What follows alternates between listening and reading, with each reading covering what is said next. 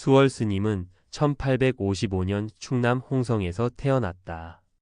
일찍이 부모님을 여의고 남의 집 머슴살이를 하다가 과객으로 묵어가는 어떤 스님에게서 부처님 말씀을 듣고 출가를 결심하고 서른이 가까워서야 충남 서산 천장암에서 출가했다. 법호는 수월, 법명은 음간이다. 그런데 수월 스님은 그를 몰랐다. 그럴 수밖에 없었던 것이 조실 부모하고 남의 집 머슴살이로 연명했으니 언제 그를 배울 기회가 없었다. 출가해서 천장암 주지 경허선사의 친형 태어 성원 스님의 제자가 됐지만 배우지 못한 데다 머리까지 두뇌 불경을 배워도 쉽게 이해하지 못했다. 은사 성원 스님은 그를 가르치는 것을 포기하고 뗄 나무를 해오는 부목, 밥을 짓는 공양주 등의 소임을 3년 동안 맡겼다. 그런데 기적 같은 일이 벌어졌다.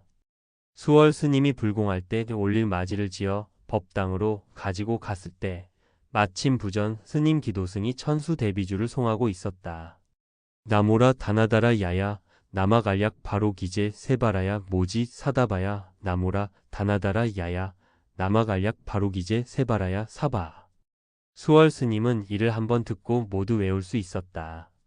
그토록 머리가 좋지 않다고 구박을 받았는데 총 442글자의 천수 대비주가 저절로 외워진 것이다. 이후 스님은 나무를 하러 가거나 밥을 짓거나 마냥 천수 대비주를 흥얼거리며 다녔다.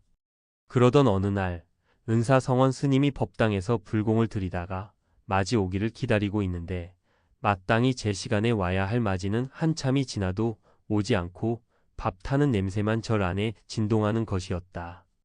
이상하게 여겨 부엌으로 달려간 성원 스님은 전혀 예상 밖의 광경을 목격했다. 수월 스님이 대비주를 외우면서 계속 아궁이에 장작을 넣고 있는 것이다. 밥이 까맣게 탄 것이 문제가 아니라 솥이 벌겋게 달아 곧 불이 날 지경이었다. 그야말로 무아지경 속에서 대비주를 외우고 있었던 것이다. 이를 본 성원 스님은 수월 스님에게 방을 하나 내어주면서 말했다. 오늘부터 너에게 이 방을 줄 터이니 마음껏 대비주를 외워봐라. 배가 고프면 나와서 밥을 먹고 잠이 오면 마음대로 자거라. 나무하고 밥 짓는 일은 내가 알아서 처리할 테니. 수월 스님은 감사하다는 말 한마디를 남기고 가만히 하나를 들고 방으로 들어가서 문짝에 달았다. 빛이 안으로 들어오지 못하게 가만히 커튼을 친 것이다. 그리고는 천수 대비주를 외우기 시작했다.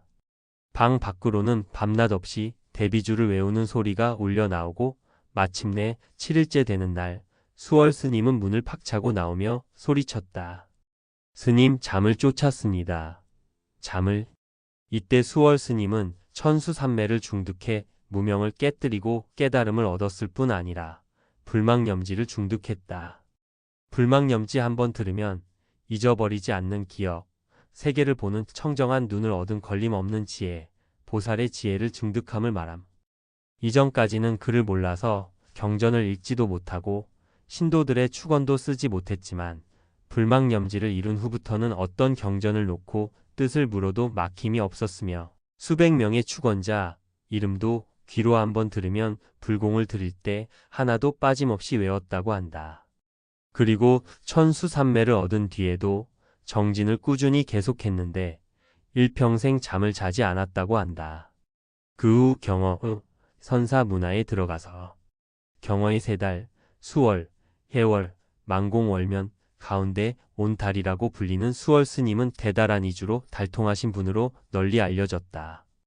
경허 선사로부터도 천수 대비주로 공부를 하라는 말씀을 듣고 자나 깨나 밭에서 일할 때나 소를 먹일 때나 오로지 천수 대비주를 외웠다. 다른 잡념 없이 오직 일념으로 대비주를 외고 대비주와 하나가 돼 그 깊이 안에 녹아들어 스님은 깨달음을 이루었다. 수월 스님 천수다란이로 용맹정진을 계속하는데 어느 날 밤에 아래 마을 사람들이 불이야 하면서 천장암에 불이 난 줄 알고 양동이를 들고 달려왔다고 한다.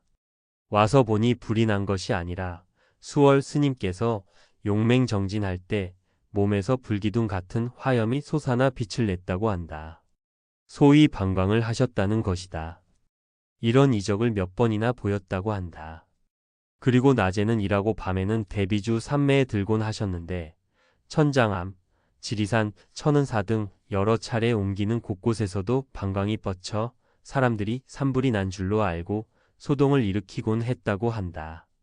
뿐만 아니라 세 가지 특별한 힘이 생겨서 한 번 보고 들은 것은 잊어버리지 않았고 잠이 없어졌으며 아픈 사람의 병을 대번에 고칠 수 있었다고 한다.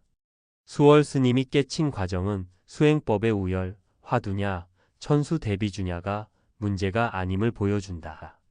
진리를 깨치는 핵심은 공부 방법이나 방편이 아니라 오직 마음을 하나로 모으는 데 달려 있다.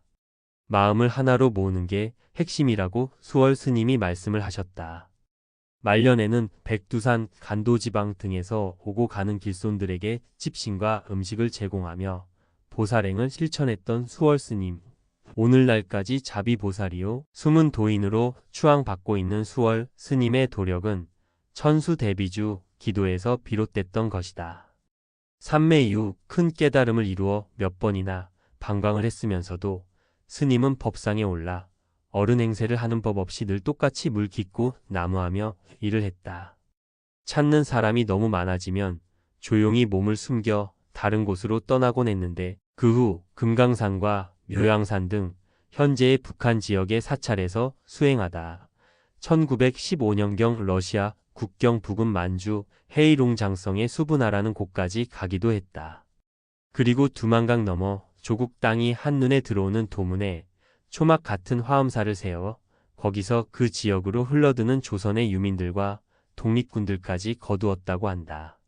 거기서 수월 스님이 대도인인 줄 모르는 젊은 주지 밑에서 모진 대우를 받았으나 아무 내색 없이 묵묵히 일하고 찝신을 삼고 주먹밥을 만들어 동포들에게 나누어 주었다고 한다. 수월 스님은 그 젊은 주지의 고약한 행패를 스승 삼았노라 했고 깨달음 이후를 닦아가는 보림 깨달음 이후의 수행으로 여겼노라고 말씀하셨다. 그 젊은 스님이 내게 무신 행패를 부리고 무신 욕지거리를 퍼부어도 나는 한순간도 성내는 마음이 잃지 않았어. 나는 그런 내 보림 생활이 참으로 기쁘고 즐거웠던 겨. 그러니 그 젊은 스님은 내게 더없이 소중한 스승이었단 말여. 나는 그 사람 때문에 내 보림을 이룬 셈이여.